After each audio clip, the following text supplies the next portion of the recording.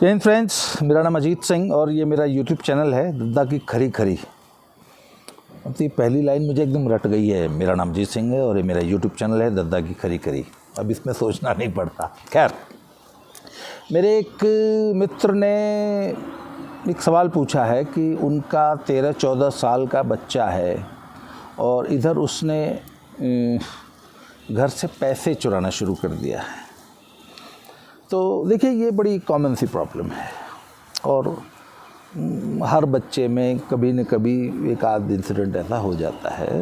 तो ऐसा इस पर कोई बहुत ज़्यादा हाय तौबा मचाने की ज़रूरत नहीं होती, क्योंकि ऐसा सभी के साथ होता है। थोड़ा बहुत एक आध बात दो, हाँ, अगर हैबिचुअल ये बढ़ने लग जाए तो एक समस्या आई है। और देखिए, ये स्टीलिंग की समस्या सिर्फ बच्चों में नहीं होती ना, ये तो बड़ों में भी होती है। और जब ये एक प्रकार का जब मनोरोग हो जाता है तो इसको साइकोलॉजी में कहा जाता है क्लेप्टोमेनिया, कि आपके अंदर बहुत एक स्ट्रॉन्ग अर्ज उठती है किसी चीज़ को चुरा लेने की। बहुत ज़रूरी नहीं है कि आपको उस चीज़ की ज़रूरत हो, बस आपके अंदर से ये एक मनोरोग है कि आपके अंदर से एक बहुत ज़बरदस्त अर्ज उठी और आपके पास पैसे थे, सब कुछ था, इसके बावजूद आपने वो चीज़ वहाँ से चुरा ली। ये बीमारी है और ये बहुत बात की बात है, सब में नहीं होती, पर चोरी के साथ। अच्छा, कुछ लोगों को शॉपलिफ्टिंग की आदत होती है, कुछ लोगों को इसमें मज़ा आता है, एडवेंचर। कुछ लोग ये काम सिर्फ एडवेंचर के लिए करते हैं। बहुत से लोग ऐसे होते हैं कि कहीं से कोई चीज़ चुरा ली और बाहर निकल के फेंक दी, पर वो जो चुराने में जो एडवेंचर और एड्रेनलिन का रश होता है ना, रोमांच होता है, जो कुछ लोग सिर्फ उसके लिए करते हैं। तो इसके अलग अलग पहलू हैं। तो हम बात कर रहे हैं आज सिर्फ बच्चों पे कि साहब, ये अगर आपके बच्चे ने, और ये मुझे लगता है कि हर पेरेंट को ये समस्या कभी न कभी आ जाती होगी। तो सबसे पहले तो सब एक चीज़, जब थे ना साहब, हम जिस ज़माने के बच्चे थे, तो उस ज़माने में हमको कभी हमारे फादर ने पॉकेट मनी नहीं दी, क्योंकि समाज में कोई भी नहीं देता था। और 70 और 80 के दशक में कुछ और ही ज़माना था। स्कूलों में टक शॉप्स होती नहीं थी, स्कूलों में ये कैंटीन्स नहीं होती थी, हमारे स्कूल में कभी भी नहीं थी। पर आज तो हर स्कूल में सब कैंटीन है। हालांकि हमने अपने स्कूल में ये पहले दिन से हमने एक पॉइंट बनाया कि स्कूल के अंदर किसी किस्म की कोई कैंटीन नहीं होगी। बहुत से लोगों ने हमको अप्रोच किया कि सर, आपके स्कूल में कैंटीन खोल दें। हमने कहा नो, हमें कैंटीन नहीं खुलवानी स्कूल में, क्योंकि उससे बहुत सारी समस्याएं फिर पैदा होती हैं, जिसमें stealing is one of them. क्योंकि हर बच्चे को पॉकेट मनी मिलती नहीं है, खर्चे ज़्यादा हो जाते हैं। तो सबसे पहले तो अपने बच्चे की नीड्स को इवैल्यूएट कीजिए कि उसकी कुछ जेन्युइन ज़रूरतें भी तो होंगी ना। और दूसरी बात है, समाज में उसके साथ के बच्चे अगर पैसे लेके आते हैं, वो खर्च करते हैं और उसकी जेब में एक भी पैसा नहीं होता, तो बच्चे को सेंस ऑफ बिलोंगिंगनेस होती है उस पीयर ग्रुप में, अपने मित्रों के ग्रुप से वो अलग थलग महसूस करता है, शर्मिंदा महसूस करता है। उसके लिए उसको मजबूरन पैसे चुराने पड़ते, क्योंकि आप उसे देते नहीं हैं। तो सबसे पहले उसकी जेन्युइन ज़रूरतों को, जो कि उसके फ्रेंड सर्कल की ज़रूरतें हैं, उनको पहचानिए और इस ज़माने के साथ चलिए और अपने बच्चे को एक adequate amount of pocket money देना शुरू कीजिए। हर बच्चे के पास कोई एक फंड, कुछ 150 रुपये हमेशा होने चाहिए, उसको ज़रूरत हो चाहे ना हो, पहली बात। दूसरी बात, कैश नहीं भी अगर कैरी करे तो कम से कम, आजकल तो हर बच्चे को फ़ोन रखना एक ज़रूरत बन गई है, तो उसके फ़ोन में, पेटीएम में, गूगल पे में, इसमें उसके पास कुछ पैसे हमेशा होने चाहिए। उसकी पॉकेट मनी फिक्स कर दीजिए और उस पर निगाह रखिए। सब तीसरा काम ये करिए कि अब आपके बच्चे ने अगर पैसे चुरा लिए, तो पहला तो काम आपने ये किया कि आप उसको पैसे दे दिए आपने, अब वो चुराएगा नहीं। दूसरी बात है, उसको थोड़ी सी रिस्पॉन्सिबिलिटी देना शुरू कीजिए घर की। जैसे 13-14 साल का बच्चा है ना, ग्रोसरी की शॉपिंग उससे कराइए। ये लो 1000 रुपये, जाओ ये शॉपिंग करके लाओ, बाकी पैसे बचे नहीं अपने पास रखो। घर में एक छोटी सी एक कॉर्नर जगह बना दीजिए कि नहीं ये पैसे तुम, क्योंकि मैं रोज़ अगर मैं नहीं होता हूँ तो यू नीड मनी, जो आमतौर पर ये मालिकाना घर की गृहिणियाँ करती है ना, इस बच्चे को दे दीजिए कि ये 2000 रुपये तुम रखो और अब ग्रोसरी की शॉपिंग तुमको करनी है। और उसके बाद अकाउंट रखना उसको सिखाइए, एक रिस्पॉन्सिबिलिटी दे दी और उसको रिस्पॉन्सिबल बना दिया कि नहीं हिसाब भी रखना है। और ये नहीं कि वो 2000 रुपये दिए थे तो 2 दिन में उड़ा दिए, नहीं, बजटिंग सिखाइए, जिम्मेवारी ला दिए उस पर, उसको जिम्मेवार बनाइए और अपने घर के बजट की प्लानिंग में उसको धीरे धीरे इन्वॉल्व करना शुरू कीजिए कि भैया ये है, इतने पैसे इस मद में हैं, ग्रोसरी के लिए इतने पैसे हैं और ये इतने पैसों में हमने महीना भर ग्रोसरी चलानी है और क्या ख़रीदना है तुम डिसाइड करो और ये ऐसे ध्यान से खर्चो कि ये महीना भर चले। आपको शुरू में लगेगा कि नहीं यार इतने छोटे से बच्चे पे ये रिस्पॉन्सिबिलिटी क्यों। जितना ज़्यादा आप बच्चे को रिस्पॉन्सिबल बनाएंगे वो उतना ज़्यादा रिस्पॉन्सिबिलिटी लेना सीखेगा।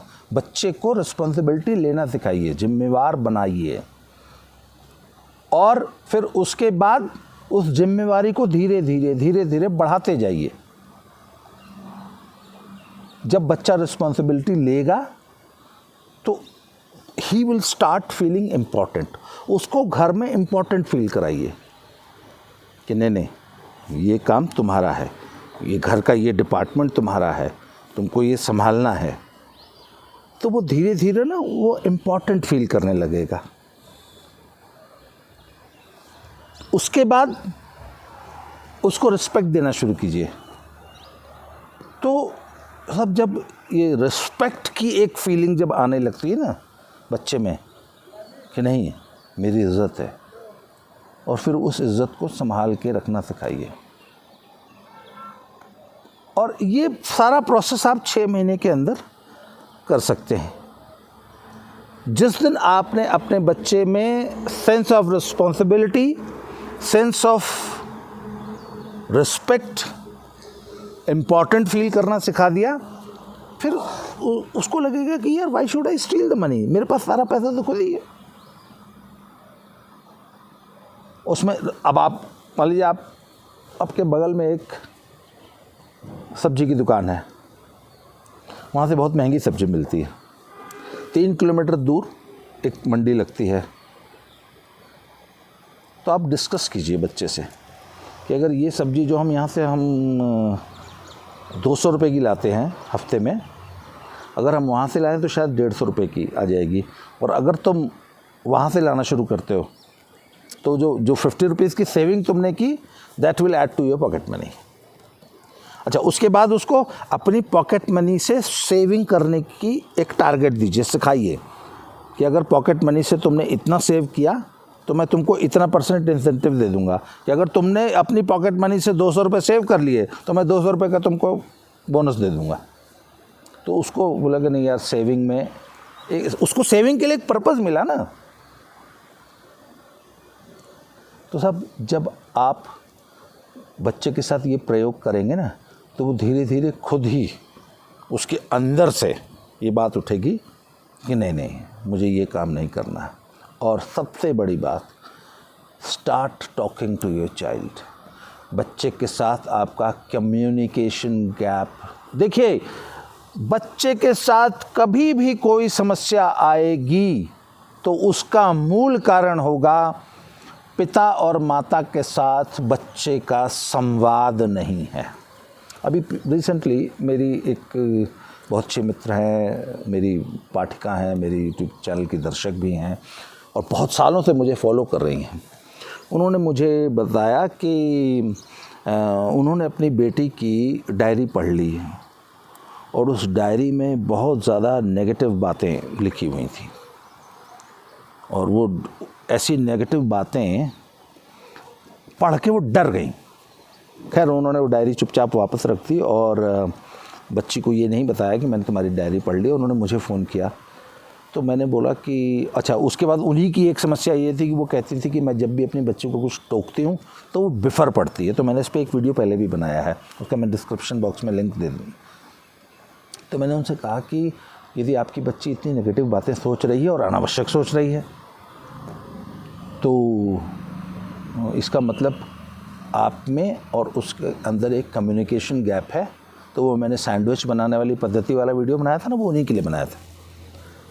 तो मैंने कहा सबसे पहले अपनी बेटी के साथ अपना कम्युनिकेशन बढ़ाइए और जिन विषयों में उसको इंटरेस्ट है, जैसे वो बच्ची शायद वेस्टर्न क्लासिकल म्यूज़िक सुनती है और वर्ल्ड सिनेमा और नहीं, वो शायद कोई एक इंग्लिश म्यूज़िक शायद जॉज या ऐसे कुछ वो बच्ची सुनती है, 13-14 साल की बच्ची है। तो मैंने बोला कि ज़रा आप भी जैज़ म्यूज़िक के बारे में थोड़ा विकिपीडिया पे 2-4 पढ़ लीजिए और 2-4 घंटा जैज़ सुन लीजिए, जिससे कि आप जैज़ पे उससे डिस्कशन कर सकें और वो आपको बहुत सारी बातें बताएंगी। उन्होंने साहब ये ट्रिक अपनाई कि वो जो बच्चे के एरियाज़ ऑफ इंटरेस्ट थे, उस एरियाज़ ऑफ इंटरेस्ट में उन्होंने इंटरेस्ट थोड़ा सा डेवलप करके उस बच्ची से अपने उस बहाने से बातें करना शुरू की। नहीं तो पहले वो बच्ची बात ही नहीं करती थी अपनी माँ से। तो चूंकि अब उसके एरिया ऑफ इंटरेस्ट की बातें होने लगी तो बच्ची ने खुलना शुरू कर दिया और 15-20 दिन के अंदर उन्होंने मुझे फ़ोन करके बाकायदा ये सूचित किया कि दद्दा, मैंने अपनी बेटी की डायरी फिर से पढ़ी है और पिछले 10 दिनों में उसने एक भी नेगेटिव बात नहीं की, बल्कि बहुत सारी पॉजिटिव बातें कर रखी है। उसकी नेगेटिविटी सिर्फ 15 दिन में ख़त्म हो गई। क्यों? क्योंकि माँ का कम्युनिकेशन बढ़ गया बेटी से। तो साहब, बच्चों में जीवन में कभी भी कोई समस्या आएगी तभी आएगी जब पेरेंट्स का कम्युनिकेशन, संवाद बच्चों से नहीं होगा। और चाहे दुनिया में कितने भी बिजी हों, अपने छोटे से बच्चे के साथ छोटी उम्र में ही खूब सारी बातें, ढेर सारी बातें, दुनिया जहान की बातें करना शुरू कीजिए। जितना ज़्यादा आप संवाद बढ़ाएंगे उतना ज़्यादा आपको समस्याएं पता लगेंगी कि मेरा बच्चा सोचता क्या है, मेरे बच्चे को क्या क्या समस्याएं आ रही हैं। और फिर बहुत सारी समस्याएं खड़ी होने से पहले ही आप टैकल कर लेंगे, क्योंकि you have got a communication with your child.